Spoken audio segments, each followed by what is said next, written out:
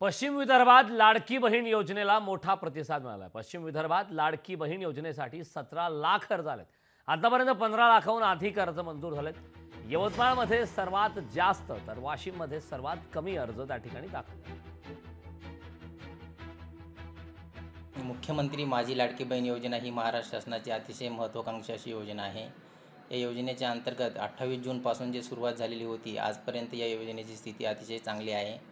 अमरावती विभागांचा जर विचार केला तर जवळपास 17,05,304 अर्ज अपलोड केलेले आहेत आणि त्यापैकी 15,53,000 अर्जांना आम्ही मंजुरी दिलेली आहे। म्हणजे जवळपास मंजुरी देण्याचं प्रमाण जर बघितलं तर 90% आहे। अमरावती जिल्ह्यांमध्ये जेवढे अर्ज प्राप्त झालेले होते त्याच्या जवळपास 90 ते 92% अर्जांचं काम पूर्ण झालेलं असून हे अर्ज लवकरात लवकर स्टेट लेवलवरून मंजूर होऊन DBTद्वारे त्यांच्या अकाउंटला पैसे प्राप्त होतील। लोकशाही मराठी ऐका, पहा, जागरूक रहा।